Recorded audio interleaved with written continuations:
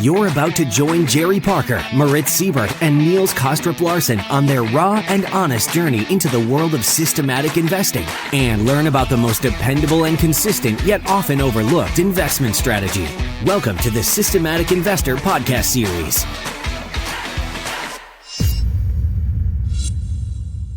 Welcome back to this week's edition of the Systematic Investor Series with Jerry Parker, Moritz Siebert, and I, Niels Kostrup-Larsen, where each week we take the pulse of the global markets through the lens of a rules-based investor. And for those of you who are regular listeners, our conversations are intended to keep you focused and inspired to continue your rules-based investing journey. And if you're new to the show, we hope that today's episode will trigger your curiosity to check out the back catalog and listen to some of the past episodes that you may have missed. Jerry, Moritz, great to be back with you this week. How are you doing? How are things where you are? Things are good. Glad to be back. Thanks for having me. I've enjoyed listening to the podcast. It's the first thing I try to do every morning, on Monday morning when I wake up and get right into it, see what's going on. It's been a blast. I've missed you guys, and you've had some very good quality stuff out there. I've really enjoyed it. Appreciate it. How are you doing, Moritz? Doing great. Hey, Niels. Hello, Jerry. It's great to have you back on. Yes, absolutely. It's always a lot of fun. Now, I was looking at sort of what to pick up in terms of a market wrap this week, and I thought of the year as a whole, and it's kind of a paradox that we're winding down this, in many respects, difficult year, certainly when it comes to the pandemic. And our day-to-day lives have changed a lot. But actually, the capital markets are closing out on a relatively quiet note. The bond market continues to benefit from the Federal Reserve's buying, and there seems to be no expectation that the Fed will reduce their purchases anytime soon. And that's especially the case now that we see that the 10-year note in the US, for example, have come under a little bit of pressure in early December. And of course, the Fed continues to talk about the no inflation rhetoric, and that will, we'll see how that all pans out. Not all observers subscribe to that, of course. And if you look at the things that matters to us, maybe in our day-to-day lives, we certainly see some kind of inflation. But of course, with the worsening of the health crisis, certainly over here in Europe, and I did notice yesterday that the UK came out with some really worrying news about a new strain of COVID that seems to be 70% more contagious than the previous one. Of course, governments will continue to pass relief bills to support millions of workers who are being sent out of the unemployment, or sent out to unemployment, I should say. So that really means that there's going to be more government debt next year, and it'll be sold to investors who are already showing some kind of balance sheet indigestion. But of course, to avoid unwanted spikes in the yields, we know that Fed and ECB and BOE and BOJ, they just have to expand their balance sheets. So this year has been trying for all of us, and especially on those with family members that were not able to survive the virus. But we hope, of course, that the vaccine is successful in eliminating the virus and the world economy can come back to some kind of normalcy. Then it'll be up to the central bank's mission to return their balance sheets back to some state of normalcy. How they achieve that, I think, is anyone's guess. Now, Jerry, that was a long, not much of a market wrap here, but just something I thought was interesting. It's been a few months since you were here, and actually the trend environment has become quite interesting as we're closing the year. So bring us up to date. What's going on in your portfolio and the markets that you track before we dive into some of the great topics that you shared with us that we look forward to discussing. Well, the trends are back, and lots of things are trending. So it's been a good past couple of months. It just reminded me of how dependent we are on the markets and how down I can get and uptight I get about my approach and do I know what I'm doing? Is my system's good? Are my entries good?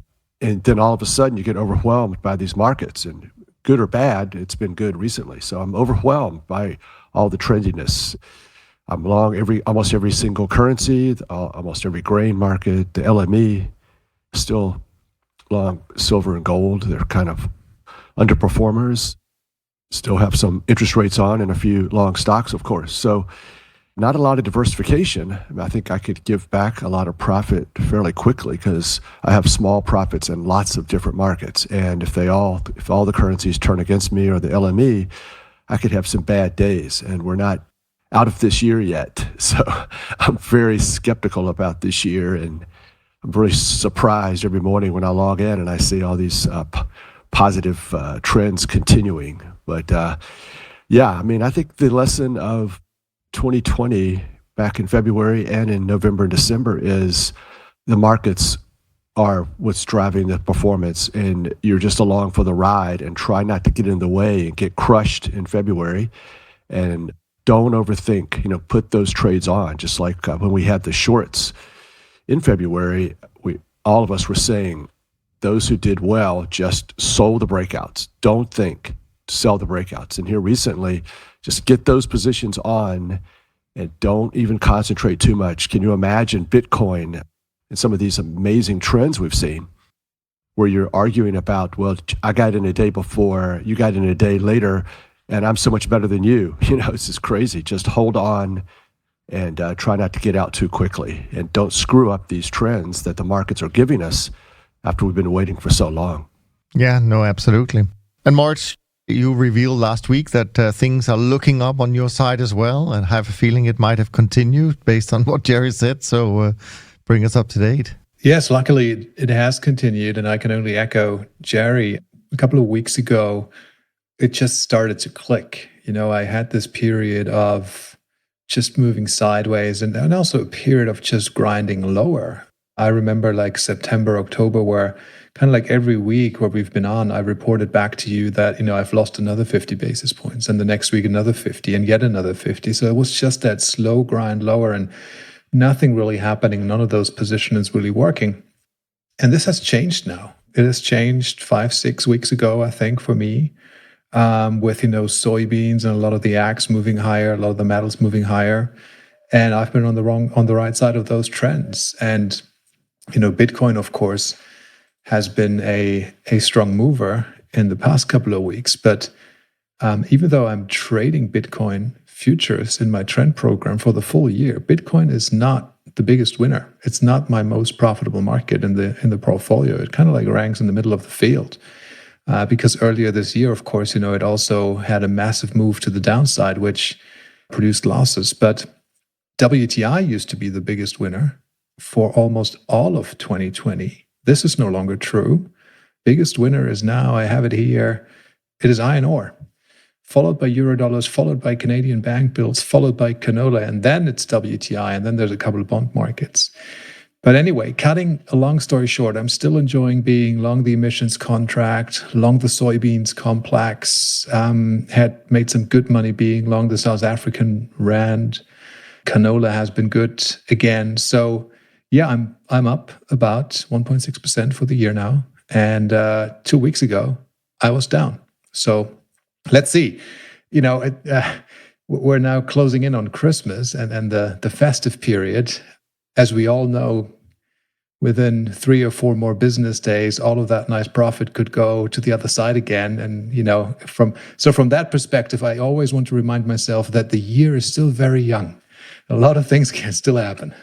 Indeed, and of course, I know a lot of people, they look at the year as some kind of magic period that we all have to ideally be profitable in, but of course, it's just a random 12 months rolling period, which really don't mean a lot in the bigger scheme of things.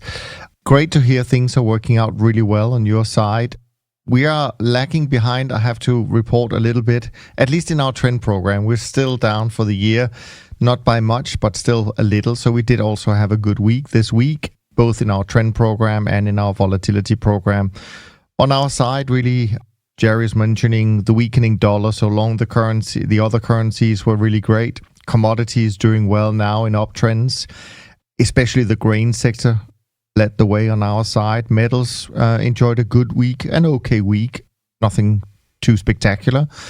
And then we had kind of a muted reaction from softs, meats, and energy, really, in the last 5 trading days or so. What's interesting to me is, and I know, Moritz, we talked about it over the summer, that the trends in commodities are really interesting to watch because The sector as a whole has been difficult for trend followers in recent years, but in the last couple of weeks, when I've been listening to some podcasts of people who are deep into the commodity markets, you hear them talk about the emergence of a new commodity super cycle. And that's really been interesting to follow, because commodities have been trading generally downwards for quite a long time. And we know that trend following performance tend to come from the long-sided trades.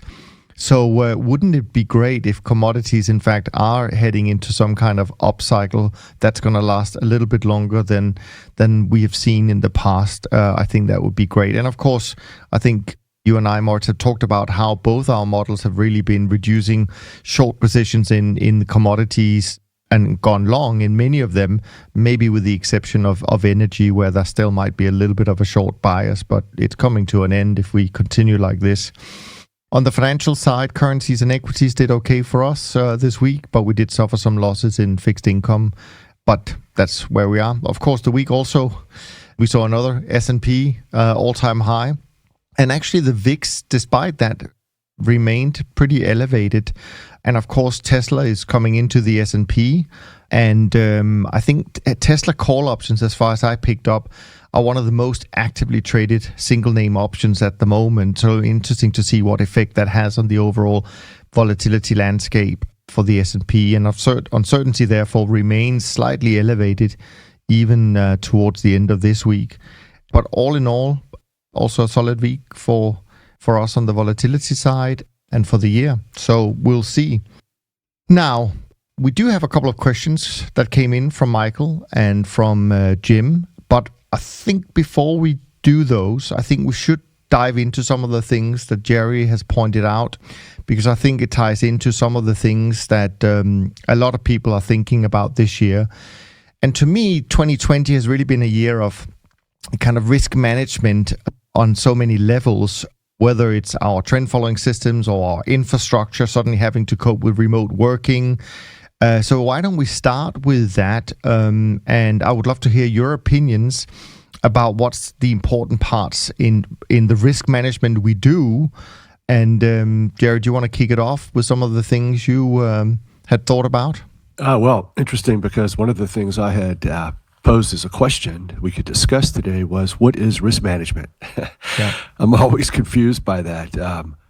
For the sort of classical pure trend following, I kind of want it to be mostly my stop losses and my breakout entries and exits, and of course my diversification, as maximum diversification, as much as I can get, long and short. But I guess that's not exactly what everyone means by money management, risk management. I guess there's more to it, but I don't really know what people really mean by it. But I know that in February and March, that I was pretty shocked by the volatility and the speed of the losses and the profit give back. I think I was up 9% for the year, and then I was down in a matter of days. So I did reduce my positions discretionarily, let's say. And I think that any kind of non-system trade, reducing positions when you lose money, I think that's a great idea. That's turtle trading 101. Reduce your leverage, reduce your positions faster than you lose money. If you're down 10%, cut back 20%. That's 1983. I think that it's a rule, and it's not part of the system. It's a little, you can call it discretionary. I certainly don't think that you can avoid discretionary by saying, oh, I have a rule. Well, it's a rule, and it's not based upon much sample size. It's just you living life and understanding that the name of the game is to survive and not lose all of your capital. And when crazy things are happening, cut back and continue to do the system trades, your breakouts and your stop losses, but use the position sizing as the variable. So you don't make guesses, you don't get too discretionary, but any sort of non-system trade is sort of kind of discretionary, in my opinion. And I know that you guys are fairly critical about hearing that traders had sort of done discretionary things that maybe your firms didn't do, and thus you suffered in performance. But I do think that it was a lucky move And it did, at that time, have some material impact. I made other mistakes, but I guess doing those massive cutbacks did help me. But I would say that in my whole career, it's a huge loser because I think what I've essentially done over the years is just trade too large for my personality and for my client's personality. And then I would do these cutbacks too frequently. And then they always cost me money until probably this year. No, I mean, I'd love to hear Moritz's opinion. I think from my point of view, and you're right in some sense, Jerry, that I probably have voiced some critical thinking about that. And it's only because we keep saying we test what we trade and we trade what we test. And as soon as you start doing things that you didn't, is not part of your back test, it worries me a bit. That's the critique I have, that we're deviating away from it, even though the intention of reducing risk is very honorable. And I think, as you rightly say, the key point in this game is to survive. And I think the great thing about 2020 is actually that for the first time, we really got a chance to test all the risk management modules that we've been building in the last decade, where there's not been, a crisis exactly like this. And all the inputs we throw in terms of, volatility and correlations, what happens when they just explode in a matter of days or weeks rather than months. All of that we got a chance to see firsthand. What I find interesting about what you say, Jerry, is that you say it always costs you money. So I wonder why you want to do it if you know actually that it's better to just follow the system, so to speak. Have you ever thought about that? Well, yeah, it's definitely better to follow the system, but you need to follow it. You can't overtrade and trade too large, and then you hit these drawdowns that you're very unhappy with. Your clients are unhappy, you're unhappy. And we know that if it's 50, okay, everyone's unhappy, but sometimes it's 12, it's 20. And so I know that a friend of mine did a study, the turtle systems. He did a study, and he said, rather than doing the cutbacks, they would have made more money just trading smaller. Oh, I agree 100%. But things happen that have never happened before. And this is the point of risk management. Well, it wasn't in the data. Come on. Exactly. Dude. No, you can't say it's not in the data. And then I think the only part where there could be some disagreement is it doesn't matter if it's part of your system. You don't get a pass that it's really a very infrequent thing, that you have no business really paying attention to the back test. And so if the back test would show that you've never needed to do this, well, all you need to do is say, well, I'm glad I don't have to trade smaller when I'm at critical drawdown levels. And then you have that one period where, oops, I'm out of business because I didn't preserve capital and I relied upon the back test. So I think it's not safe to rely upon the back test using these systems with thousands of trade sample size. It certainly is not safe to look back and say, over very few instances where these great systems of ours, traded with proper leverage, really don't need this heavy-handed money management and interrupting the systematic approach that we have. So it's not safe to pay attention to history. Yes. What are your thoughts, Moritz? Well, first off, I didn't feel the need to reduce my positions in March or April this year. It's probably my stomach wasn't hurting enough, and I was emotionally stable enough to just, follow through and continue with what I had on. I remember when we were in March and April, Niels, we spoke about, certain people out there completely stopping trading, taking positions completely off and taking a hiatus for a week or a couple of days. And I wasn't too big a fan of that. And I still am not, because it's kind of like you're reacting discretionarily to yes, a new context, a new environment, a new data point. But, you could do that so many times. You would do that when crude goes negative. Well, that's extreme. You can do that when Bitcoin goes parabolic. Well, that's extreme. The markets throw so many extreme things at you all the time that you could actually, start to think about overriding your systems so many, many times that I really want to reduce it as much as I can. And to me, and this is what I've said when, Jerry, you were still a regular installation on our show, I do have that thing that is not part of my rule set, which is avoid ruin. So I cannot tell you what I am going to do if I'm down 50. I may throw in the towel. I may trade one contract. I don't know. Maybe I'll take a break. I cannot give you an answer to that right now because I don't know how I will be feeling then when that happens. I'm not saying if, when. I really want to prepare myself for that, but it will be uncharted territory for me. But until I get to that point, I'm trying to be as stable with my system and as tight and as firm with all those trades as I possibly can, and not try to allow too much discretion there. Now, the other thing I want to say is, and I agree with Jerry there, is what is risk management?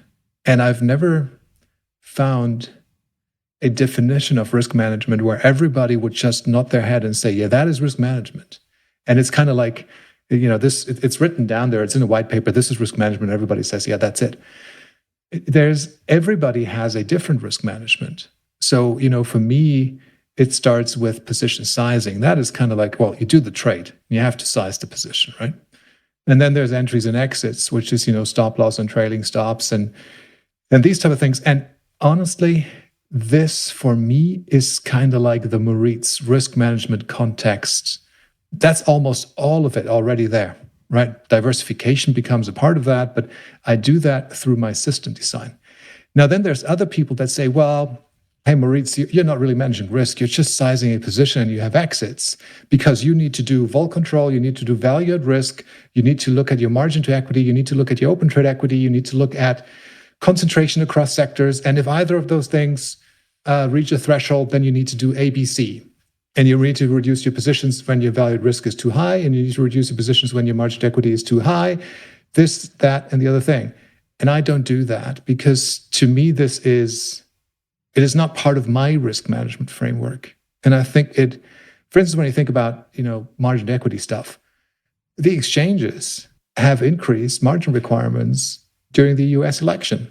There's an event coming up, all of a sudden your margin equity goes up only because somebody decides that it should be going up because, it's either Trump or Biden. But what the heck? I mean, this is not my style of trading. I really do not want to care about that stuff. So for me, this is not part of the risk management. And again, here, I try to keep it as simple as I possibly can. And I think with position sizing, which really this is the key, right? I mean, get the appropriate position size on and have a stop loss. And I think if you do that, then it's very difficult to get killed. And if you don't get killed, then you've probably succeeded at risk management. Perfect. Yeah, that's perfect. Yeah, I mean, it's interesting that we kind of have three slightly different takes on that topic. Not so much the risk management. I think we all agree that risk management is many things to many people. And in a sense, I think one of the strengths about the CTA community that we are part of, and I think 2020 has proven that again, is that you haven't really heard of any, as far as I can tell, major blow-ups once again, even though, as Jerry rightly said, I mean, what happened this year was not in the data. We had no way of preparing our models for what came, yet they actually coped pretty well. And whether you took a little bit of risk off or you didn't, we're all going to end up, in terms of the larger managers who've been around for a long time, probably in the ballpark of -5 to +10 for the year. Well, that is a pretty darn good result, in my opinion. And for me, this is the really important part. A lot of people talk about, oh, well, maybe CTAs and trend followers didn't do so well this year because there are so many trends. And of course, you have to dig a little bit deeper to realize that these trends weren't that easy to capture because they were going in one direction for a while and then they made a U-turn and they all went back to the opposite side, so to speak. But what I'm pretty sure in saying is that on the 23rd of March this year, at the low, when things looked horrible when you looked at your screen, the protection that you really want as an investor on that day, I'm pretty sure that most CTAs gave that to you, meaning if you look at our positions at the end of March, they were in the direction of, and this is what I really think that people should think about in terms of protection. you should wish us to protect against the central banks not showing up on the 23rd of March, or if they did, failing. Because to a large extent, a lot of strategies and a lot of markets and a lot of investors this year were saved by central banks, in my opinion. But if they had failed in what they managed to do, I think CTAs and trend followers in particular would have shown, all the protection that you would need, because at that time, our positions, albeit we took some losses in getting there, our positions were getting into the right in the right direction. And I think that's a very important part, which we forget because it didn't pan out that way, and we had to kind of turn around and suddenly put risk on again. Anyways, I think that's just how I see it. Well, that's a very good point. I mean, that is a huge point.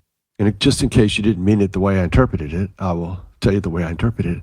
Sure. And that is that when you do something very dangerous and you end up surviving, this is not a lesson to continue doing this dangerous thing, And so just as you said, we came in with those right positions, poised, and the S&P rallied. It doesn't mean that you don't need those positions. We weren't right to have it. That it was 100% perfect just by the mere fact that it rallied, and all the stock index people who are long only, or long all the time, they survived. It doesn't mean that they didn't make a huge mistake with the lack of diversification and their lack of trailing stops and stop losses and shorts. So I think it has nothing to do with it. You would never, in any other walk of life, you would never congratulate someone and tell them it was unnecessary when they avoided catastrophe. You would say, you better learn from that.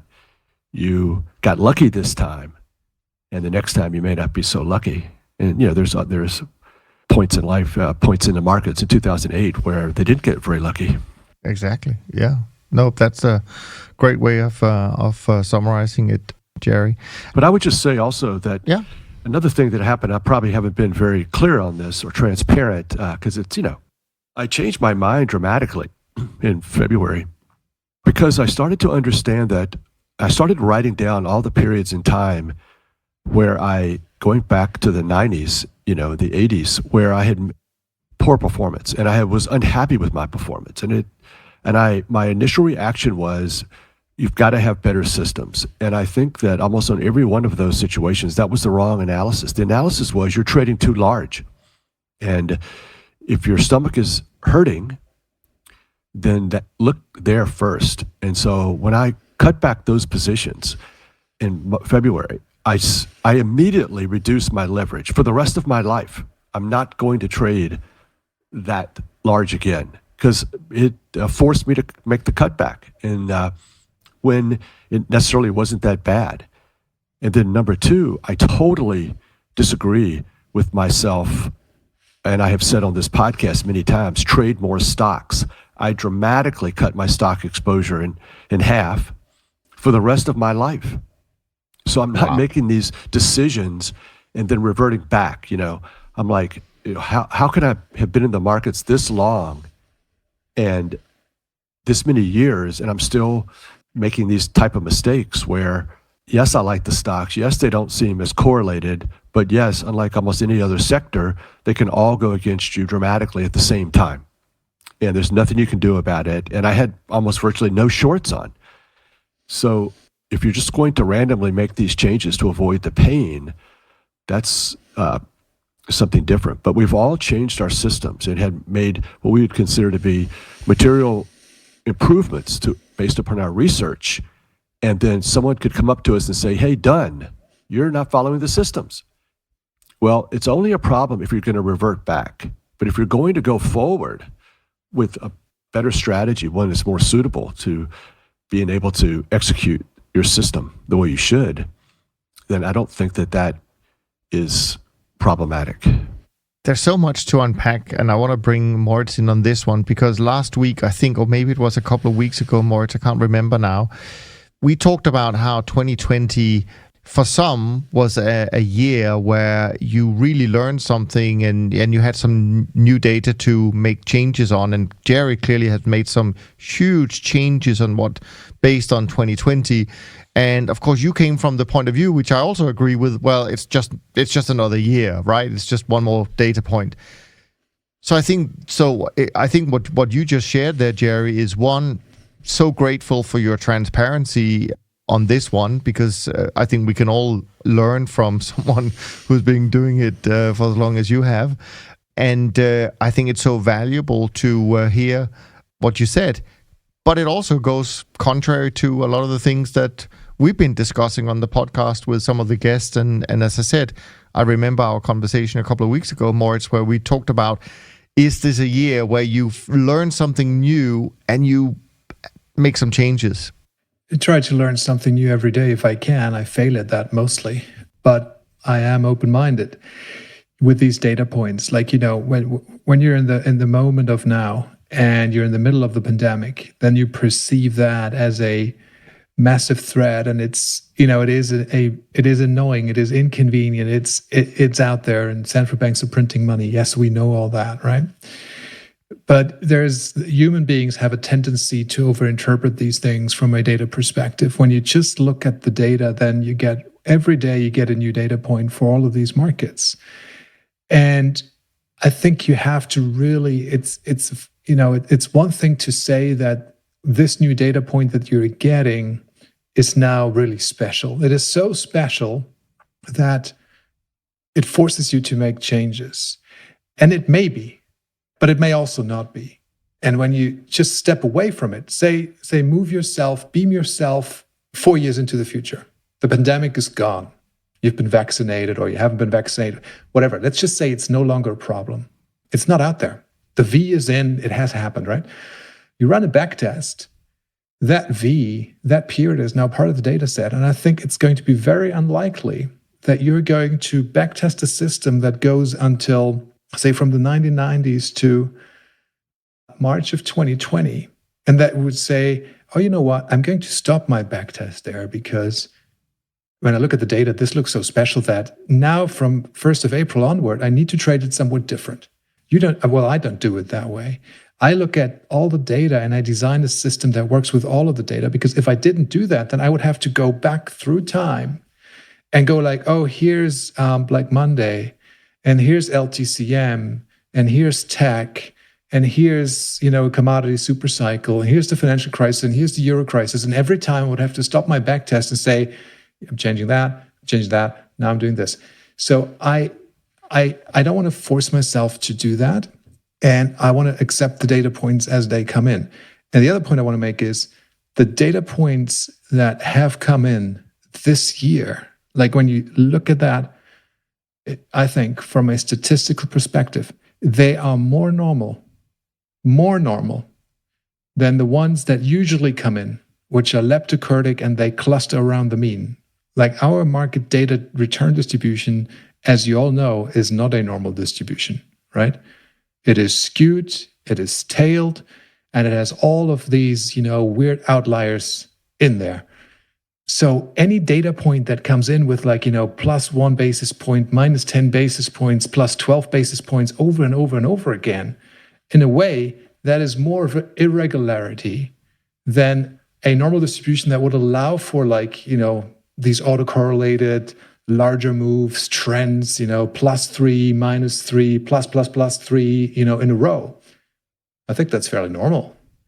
So I don't want to move that stuff out. I want to eat it, accept it, work with it, and definitely give myself time before I jump to conclusions. And I know and this has been part of my critique, I guess, in March, if I remember that correctly. I don't like it to read about funds that report in their investor letters to clients who are now disappointed because, say, they've lost, 15% in April. I'm just making the number up, right? And then as a mea culpa, they write this letter and go like, oh, we really underperformed and we didn't do well and this is on us and we're really sorry and apologies. And that, but it's not going to happen again because we now have made that change.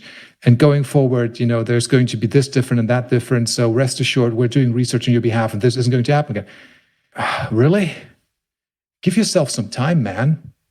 Honestly, I mean, don't make that change in the heat of the moment. If you think you need to make a change, and if that change is statistically valid, it's early enough to do it in 2 years, I think. The way we trade, we're not high-frequency traders. We don't need to change your system on a Monday in order to be successful on a Tuesday. Our stuff works.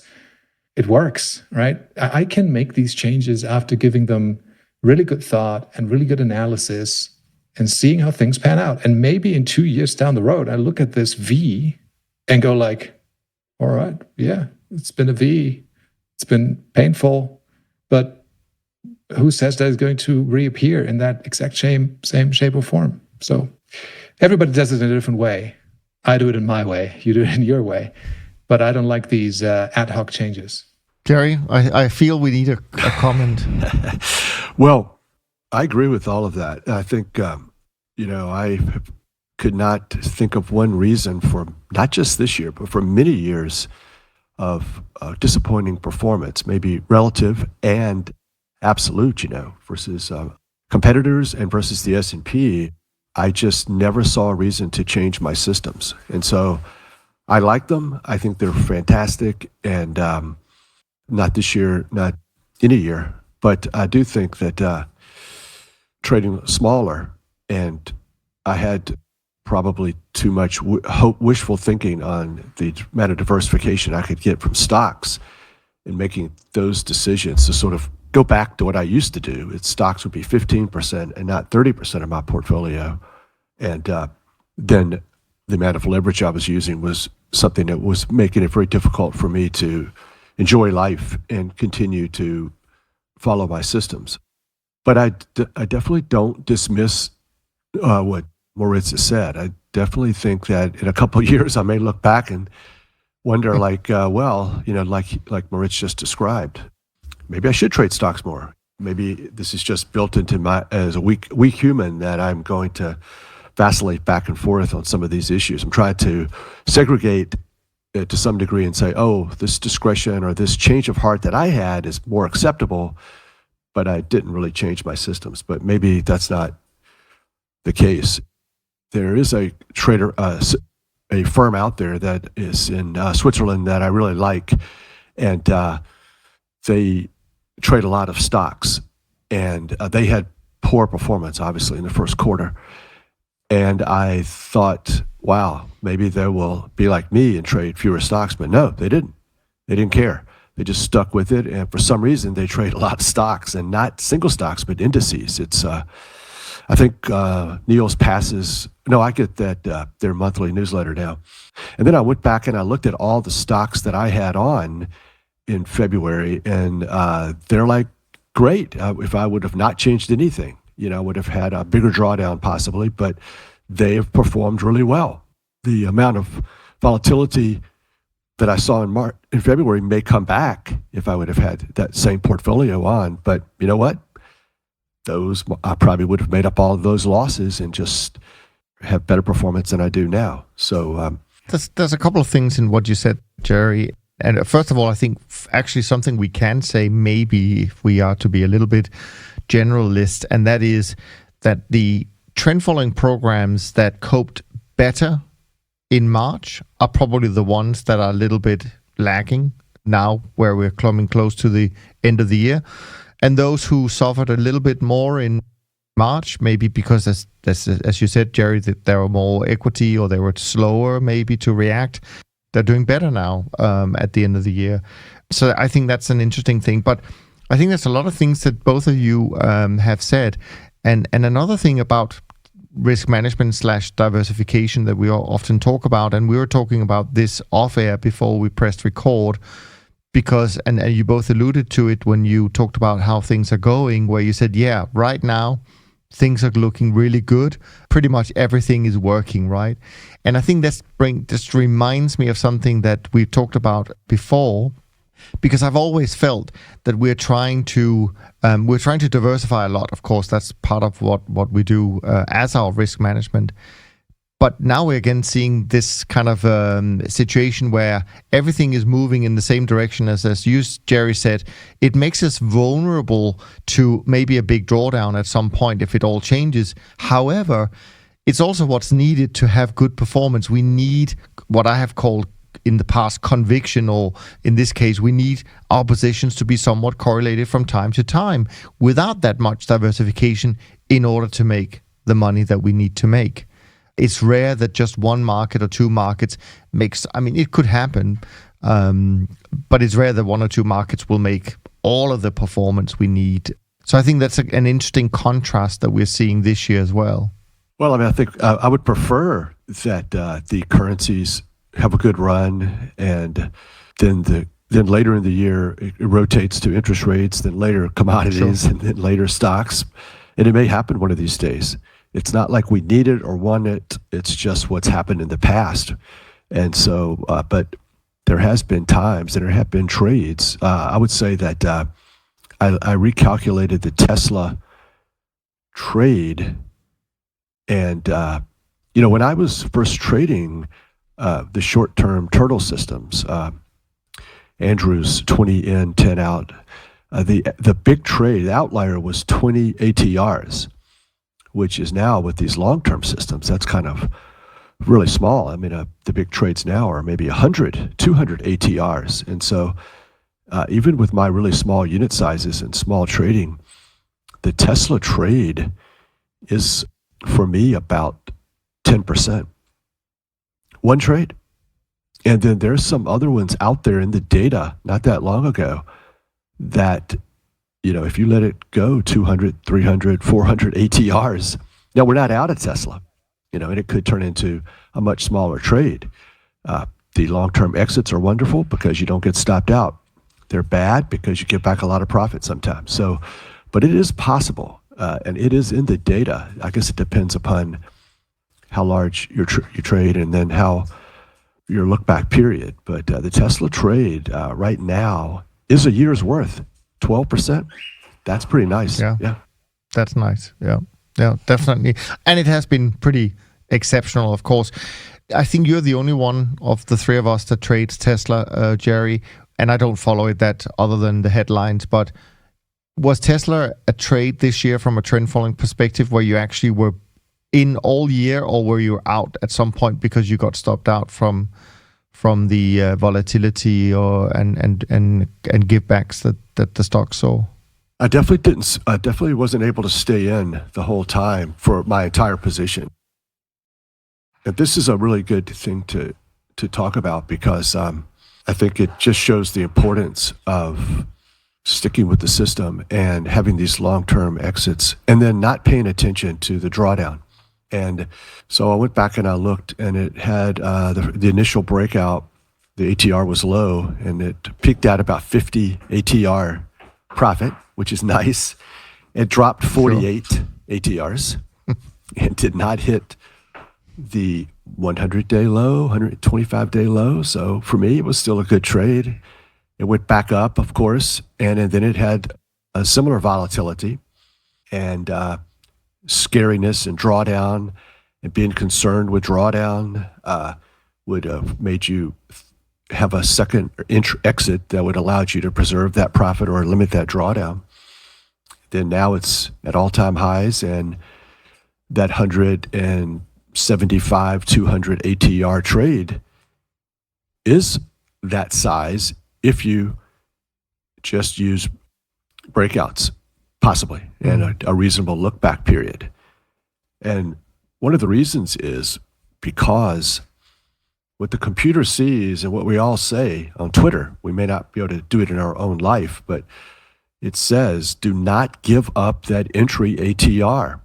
Once you give it up and you get out, then if it goes back to the highs, you have a new, much expanded ATR, a much smaller position, a whole different trade. And so if you want to make the 200 ATRs, you better be willing to sit there with that original very, very small $2 ATR at the entry many, many months ago, and sit with it and be bold and be strong and go with the volatility and not vol target. And I think that's what another lesson I think we keep reminding ourselves is this is probably why long-term trend following will always exist, because it's so hard not to you obviously want to do something about that volatility and having that pretty nice profit and risk and being willing to give it all back. But since there's so few people who are willing to do that, I think that probably helps us in the future. And the computer says, it's wonderful. Stick with it. You can't improve upon it. Your discretion will not make it better. Yeah, very interesting. I can't remember. You don't trade Tesla, do you, Moritz? I can't remember now. You're catching me.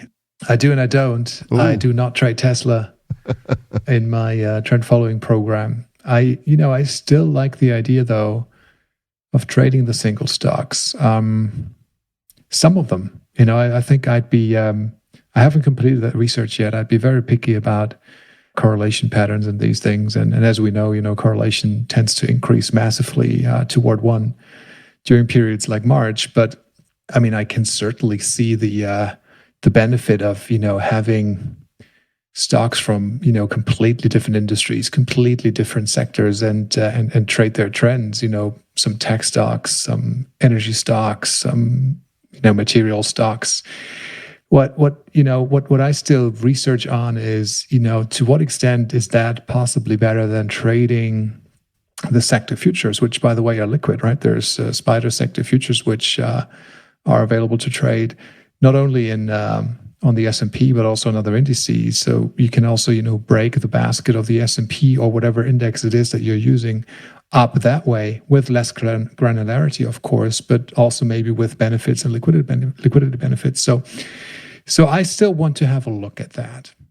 And I'm not done with it yet. It's just because there's so many other things on my table, and it's a pile of stuff. So I'll get to it. But I do trade Tesla, and I've traded it once before. That's a trade that you know about. It's probably about a year ago where I sold a call option on Tesla.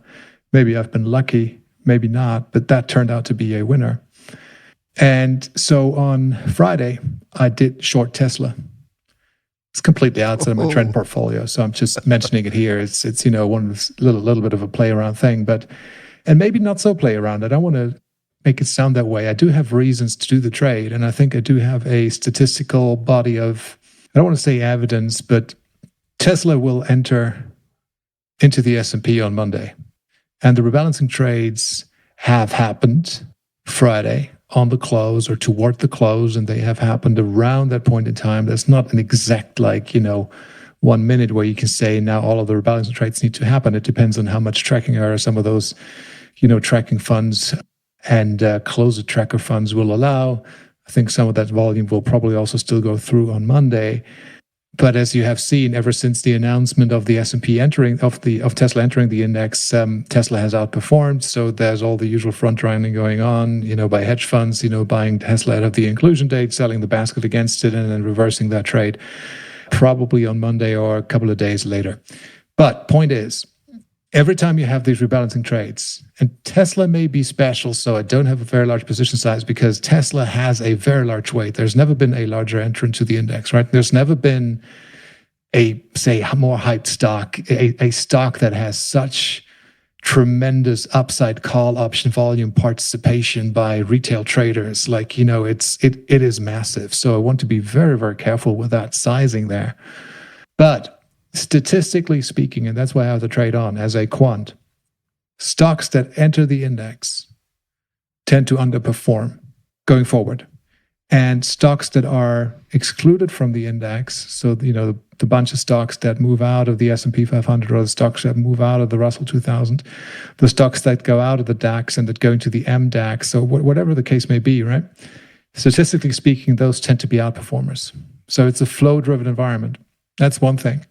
And the other thing is that Tesla is now part of the most liquid, most arbitraged index basket complex that exists in the world from a stat arb perspective on the cash side, but also from a volatility dispersion trading perspective on the volatility trading side. Tesla is now part of the S&P 500, and that market is ruthless. So I'm not sure if it'll just be able to, do another 8x from where it is now. So I have that little short on, playing that trade, expecting Tesla to underperform going forward. And I do not have it on to have a long-term short because I do not have a view on Tesla, absolutely zero. I don't know. nothing about Tesla. But I wanted to show some profit, and if it does, then I'll get out of the trade, and that's it. This has been a fascinating conversation today already. I have a feeling we might go a little bit long. We'll see. But I think a lot of the things that we've talked about are a little bit of a paradox to some degree. And actually, there is a concept of holding the tension of opposites. And those people who can hold the discomfort of paradox are truly the most transformative leaders among us.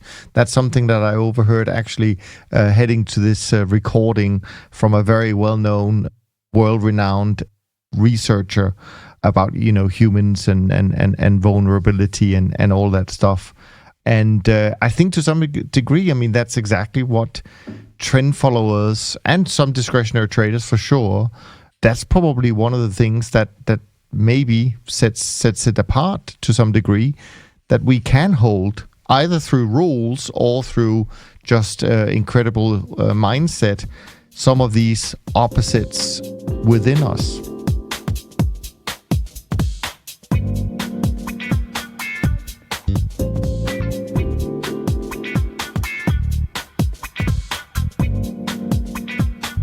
I think that's a nice segue to another thing that Jerry had written about, or not much, but you've certainly written a key word, which is Bitcoin. Because again, we see Bitcoin, I think this week, make new all-time highs. And we, on one hand, I think we probably all agree. I can't remember now, Jerry, whether you included Bitcoin in your portfolio or not. We know Moritz has it. But to me, as a trading market, I fully understand why people would trade it. I still have my skeptical, rooted reasons why I think it's a little bit, I wouldn't say it's not for me, but I'm skeptical about what drives the price of Bitcoin, I have to say. This week it came out on Bloomberg that maybe we have another whale among us. This guy, Eric Peters, a quote-unquote kind of a CTA type who linked up with a very large hedge fund and now they're building a large position in Bitcoin, and maybe that's enough to drive the market up. Who knows? But it certainly has been on a tear like Tesla. That's for sure.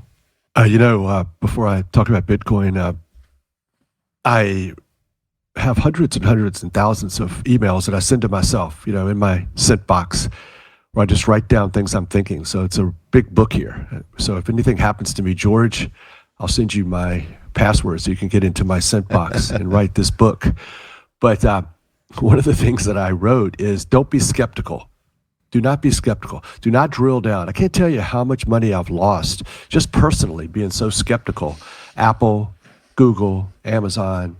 It's just so easy to say most of these things are not going to work. But I teach my stepsons, I'm like, just take $500 and buy all of these new stocks, and it goes to zero. But you're going to get some 1,000% returns in life.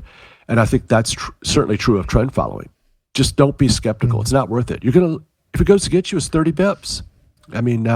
Moritz had a tweet about it's way more risky. I can't paraphrase it, but it's way more risky not to have a position in something than to have a position in something. It makes no sense whatsoever. Do not drill down. Just be a surface person. I'll hear about it in the news. People like it. I'm buying it. That's what a good trend follower should be thinking. Personally, having fun with their non-trend stuff, and certainly with the trend stuff. It's in your portfolio, and that's the most important thing. Was Bitcoin in your portfolio? Not a bigger decision could you make. Maybe you could get away with, we're all going to choose 15 or 20 or 100 different stocks to trade if we're trading the single names. That's random. But look, soybeans is in your portfolio, right? And Bitcoin, it's a future. Put it in your portfolio. It's there. It's waiting for you. But once again, I got a call, from relatives when Bitcoin was down 2,000 over Thanksgiving, I guess. Did you get out of your Bitcoin? That's a hell of a drawdown. And so, the problem is when you do the backtest with these long-term systems, they make a lot of money. But there's all sorts of drawdowns like that in there that are very painful. They can't be right. It cannot be right to sit through Bitcoin minus 2,000 in one day. Can't be right. go and find something that works in the backtest. No, you just got to sit with it and not worry about it and not concentrate on that drawdown, because you've already determined that this approach is great. It makes money. And in my opinion, of course, the most important risk metric is I'm on average going to make $3 by risking $1. Yeah, no, I think those are great points. Great points indeed. Any thoughts from you, Moritz, since we did touch on Bitcoin? Yeah, don't get me started on that. But no, not too much. Not too many I'm not points going today. off course, but yes, I mean the what I did say is the risk of not being long is greater than the risk of being long, and I stand by that. Like from a pure trading perspective, whether you like the market or not, whether you like the Ether or not. By the way, the CME is going to come out with an Ether futures contract, right? So let's see how that trade. Let's see how liquid that is. But say you are in the camp of, hey, Ether is really bad. You don't understand it, therefore I don't want to trade it. I can't accept that from a pure trading point of view. It is a market. If that market is beneficial to my portfolio because of its correlation characteristics, why not? Don't overthink it. Put it in, right? Risk a certain amount of money, small amount of money, give it a go.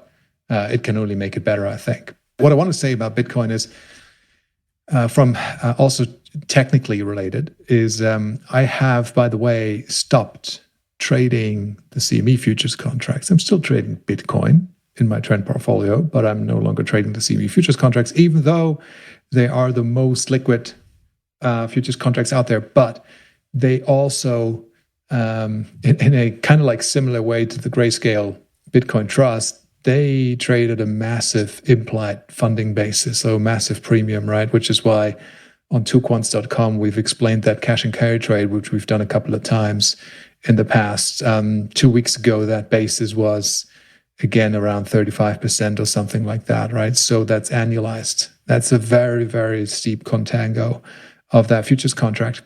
And there are now other products out there that you can trade. Of course, you can trade spot Bitcoin if that's what you want, but then, it's not on your FCM statement, it's in a wallet. But there's other tracking, professional, institutional grade tracking products out there that don't have that premium, that you can trade, that you can buy, that you can sell on a daily basis.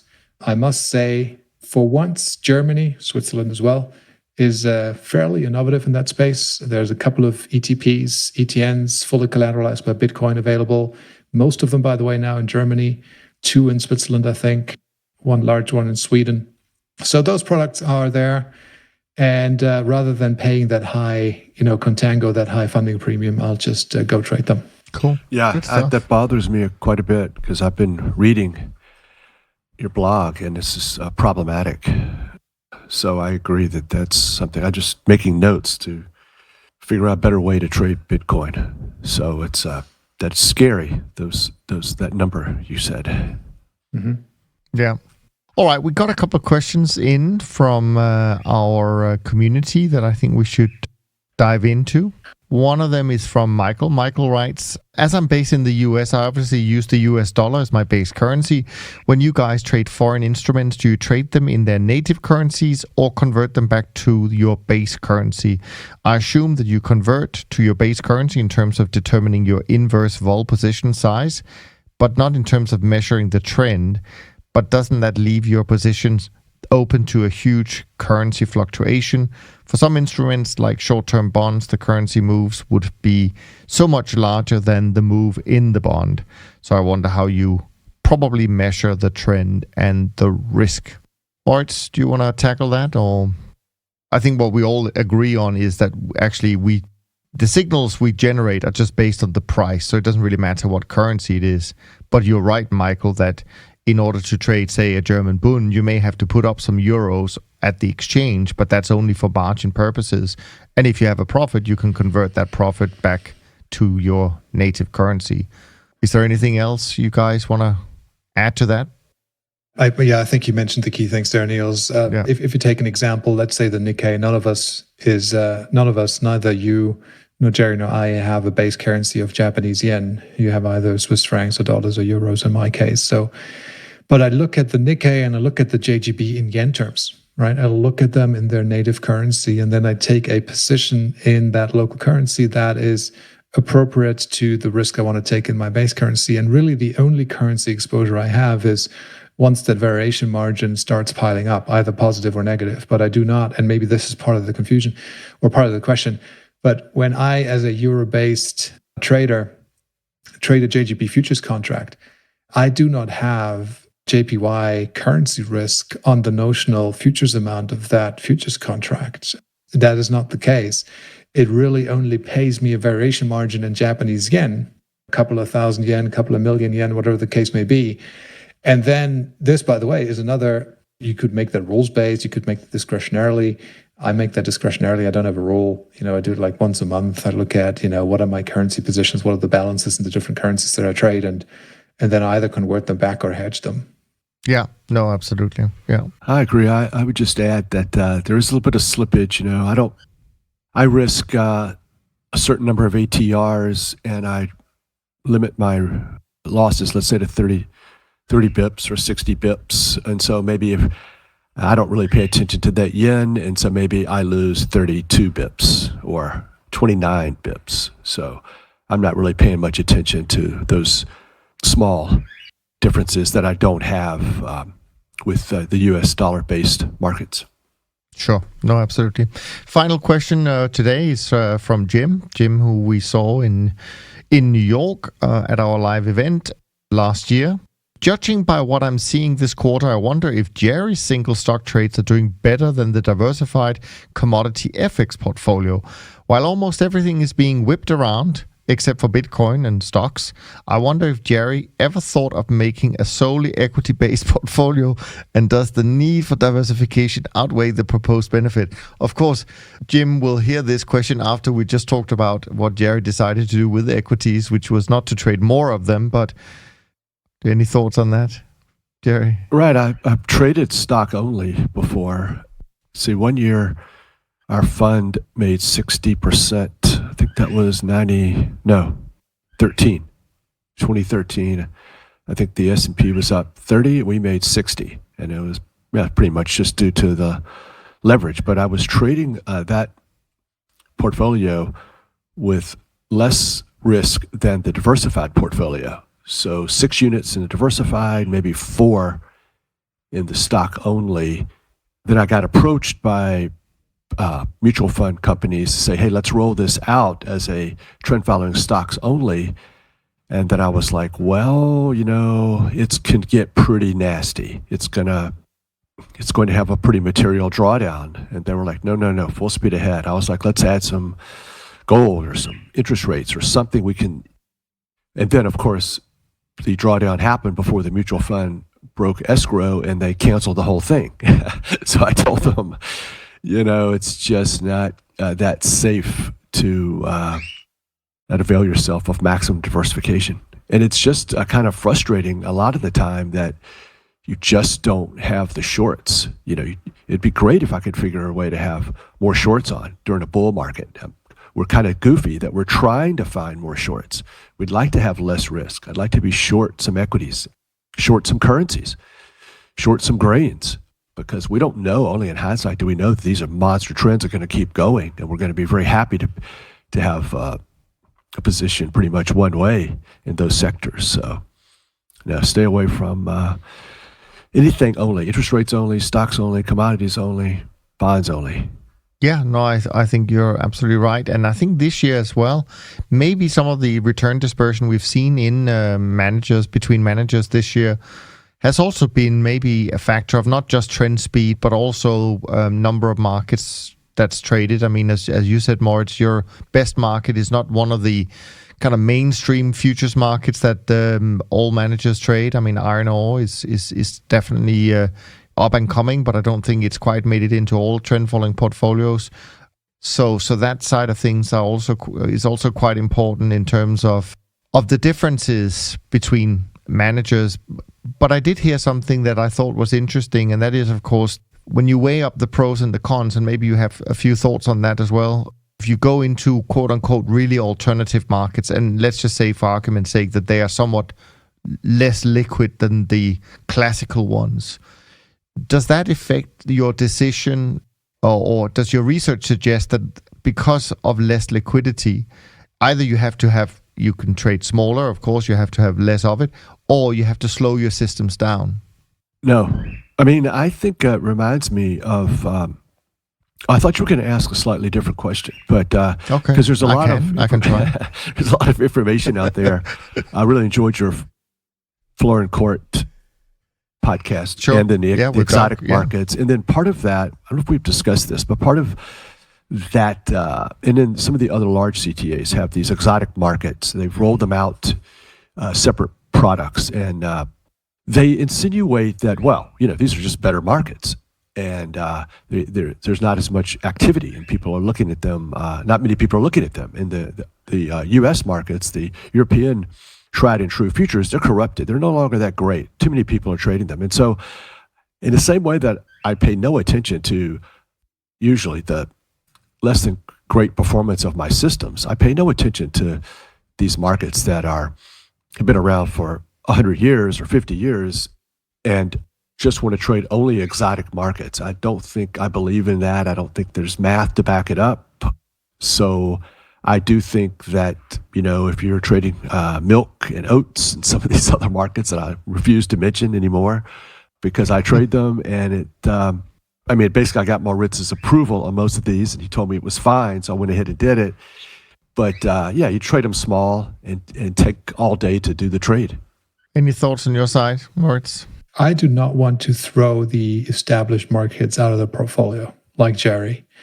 And I'm not sure if I can fully back up the point that, a lot of people say those newer markets or the markets that have been under the radar for the larger CTAs, iron ore, for instance, right, which trades in Singapore, the onshore Chinese markets, some of the smaller markets, even in the US, like canola is in Canada, but say oats and lumber and, these type of markets. People say that there are better trends there, and that's because those markets are less noisy because there's less participation, there's less arbitrage and all of that. What I can see is that they have good trends. The reason as to why that is, I don't really know, whether that is participation, noisiness, whatever the driving factors may be. But also, you know what? It doesn't really matter. It really doesn't matter. The only thing that matters is, can you trade these markets? Can you access them? Are they liquid enough for your portfolio size? And do they have a diversification benefit to your portfolio? If you can answer these questions positively, then I think as a trend following trader, in the same way with Bitcoin, you go ahead and take those trades because they make your portfolio better. They make your portfolio more robust.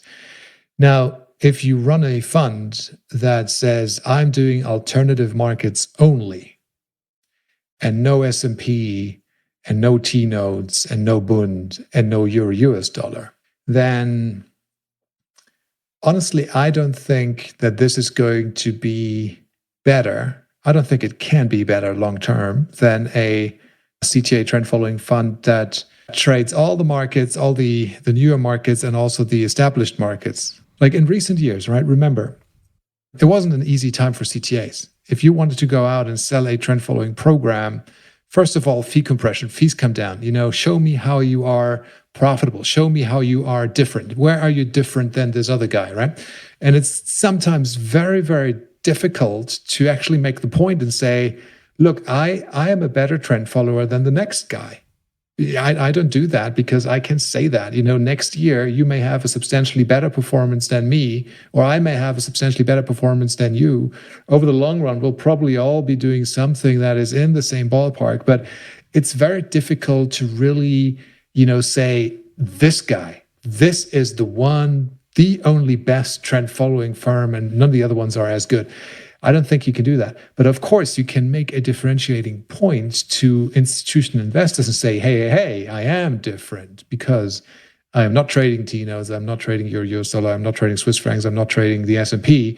I'm only trading power, emissions, China futures, iron ore, canola, and you don't get that with all the other guys. I have limited capacities. It stops at, 600 million. Yes, of course, that is different. But that now we're all of a sudden commingling, once again, business decisions, marketing decisions. How do you position your firm in order to attract assets, which is not the same as good trading. If you want to build the best portfolio, the best shot at your portfolio, to me, includes all of those markets. I don't see why I would be excluding T-notes only because they have been around for decades. Still great. You've got to come up with this. I agree so much with that. It's such a great topic. But you've got to come up with this reason. Oh, those markets that Chesapeake, oh, no, done. Oh, they're corrupted. They're no longer any good. I mean, it's crazy. And then there was a article I tweeted this morning from Bloomberg that Florida Court trades 350 markets. And nothing U.S., nothing Europe, nothing mainstream. 350. Where are these 350 markets? I can't get 350 if you add in all the markets that I currently trade. So it's easy to get uptight, and I do get uptight about, just shake my head about, come on, man, is this marketing or are we actually talking about legit trading?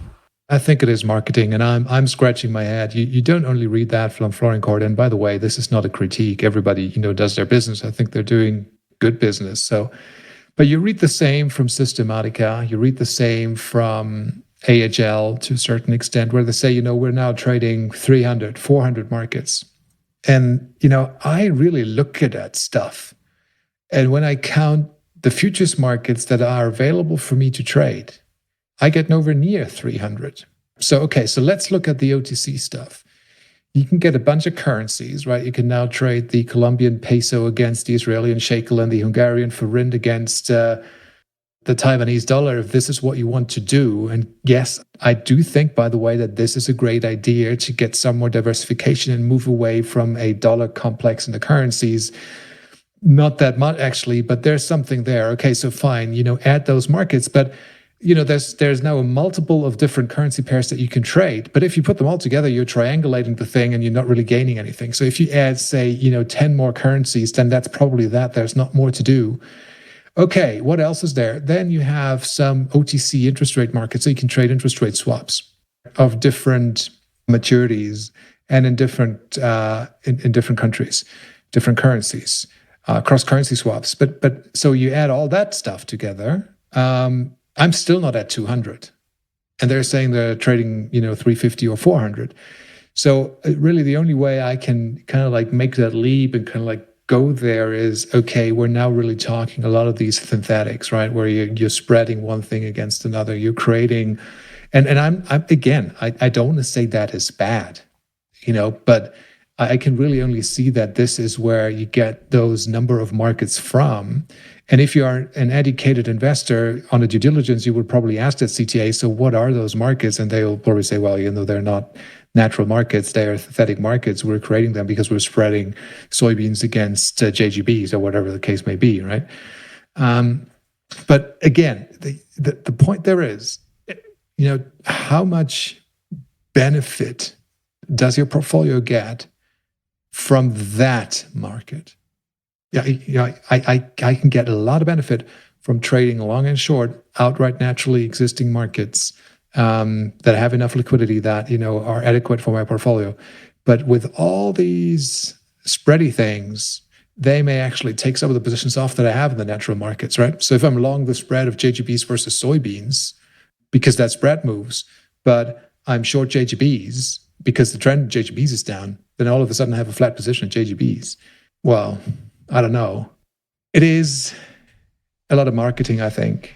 And again, good trading, good portfolio composition, good portfolio structuring, good position sizing is a different thing than business decisions around the CTA management. And when it comes to marketing, it's not always a question of how different are you, but rather how are you different? And I think that is a slightly different question. Now, before we wrap up, let me just quickly throw some positive numbers at you and at everyone else, because the CTA industry is having a good month in December. Up almost 3% for the BTOP 50 index, up almost 4% for the year now. SocGen CTA index up almost 4% for December, up 1.5% for the year. SocGen Trend Index up 4.5% for December, up 4.2% for the year. And the SocGen Short-Term Traders Index up almost 1% for the year. For the month, and up 3.3%. So the trend and the short-term traders index have now swapped places, so to speak, even though short-term traders index did much better early on in the year. And for those who follow the risk premia strategies, that's pretty flat. The SocGen Multi at Alternative Risk Premia Index is pretty flat in December and down 15.5% for the year. So before we stop for our conversation today, which might actually be the last one this year, we'll see. Maybe I'll post some summaries to for next week, because I think Moritz and I are certainly taking a break from the usual format. But Jerry, since you were on last, we started to come up with some good content or some good podcast or white papers that we've been exposed to in the last week that we could share with our community that they might want to go and check out. And I don't know if you were aware of this. Otherwise, I'll give you a few seconds to think about something. And Moritz, maybe you want to share if there's anything that caught your attention this week. I've got a couple of things that caught my attention, so this time I am a little bit better prepared than sometimes. But anyways, Moritz, did you pick up something good this week? I think you need to give it a go. There's one thing, I just downloaded a podcast this morning called Hidden Forces for the first time. And I'm into the first 15 minutes. I think it's a good podcast from the first 15 minutes. It's really a great show. So it's, interviews some of the most brilliant minds, science, technology, finance. So it's across the board, but Hidden Forces, I think I like. Cool. Yeah, I mean, for me, it was actually 2 episodes, and 2 of the recent episodes on Eric Townsend's podcast, Macro Voices, because he had Dr. Pippa Malmgren on a couple of weeks ago, and she's a former White House advisor, and she talked a lot about what's going on right now, and also what she believes, and she's been saying this for a while, what Donald Trump might do next. So I thought that was interesting. And then he had this week, I think he had Kyle Bass on, successful hedge fund manager Kyle Bass, and they had very wide-ranging conversation about markets and so on, so including Bitcoin, by the way. So those were the 2 episodes that caught my attention. What about you, Jerry? Have you listened or read anything exciting at the last period of time? Of course. I want to kind of break the rules a little bit. But honestly, as I said to begin, I just have really enjoyed some of the podcasts that you and Moritz did. And in particular, there were 2 I wanted to mention briefly, and the parts that I really liked. Author Jack, really enjoyed that one in the book. And I'm disappointed that there's only one systematic trader amongst these new wizards. But I thought I was pretty laughing. I laughed, and I was really enjoying. You were trying to push back on the luck. That it seems like that some of these people got awfully lucky, of course. And then the whole idea that it's okay if they blow out. You've expressed some skepticism, Niels, about they can blow out, but now they're back. And so the rest of us don't really have that luxury. Right. And then, I was very excited about the Mark last week. That was Mark. He's really good. I quote him and tweet his articles a lot, his blog, and really enjoyed, once again, Niels hit the ball out of the park with trend following being your favorite store of value. And you can imagine I was just jumping up and down, how much fun that was. And I tweeted, taunted you and Moritz, and you didn't return the fire of, didn't one of your guests say that you should put all of your money into trend following? Exactly. And I guess that's not exactly what you were saying. It's gold's okay, Bitcoin's okay, but maybe the best store of value is diversified trend following. So I really, really enjoyed that. And so you guys are doing a good job. I really having fun on Monday mornings listening to the podcast. Well, we'll certainly try and keep it up. We may make some changes for the new year. I think that's something Moritz and I have been discussing. So there might be some new things or a slightly new format to the way we do things. But we'll come back with more on that, of course. And also, I just want to say before we wrap up that I know that time is a great unrenewable resource, and that you listening to us lend us an hour or 2 each week to keep up with the podcast to learn, to fail, and to get up with us and to walk together on this journey of figuring out how to best trade and invest in an uncertain and sometimes crazy world. And for that, of course, we are always incredibly grateful. Any last thoughts, Moritz, Jerry, before we wrap up? Well, I think those episodes with Jerry on, they're just great. I hope we could do that more often. But it's really good fun, really good talking, really good perspective. So I appreciate it a lot, Jerry. It's a good close to the year for our show. So we'll hope to see you again, hear you again, hear and see you again next year. Yeah, I agree.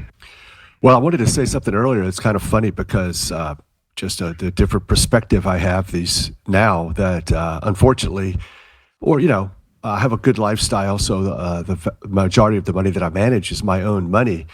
And I remember over the years coming into December and like, oh, man, we're killing it. I'm going to have this incentive fee, 1231, that I can't give back. And now as an investor, I feel like the clients now, what do you mean you can't give it back? I can give it back all in January, February, March. So, hopefully I'll print a good number for, as you said, this meaningless annual number in 2020. But just remember that mine is actually profits and not incentive fees. So I could lose it all back. And, I really like this money.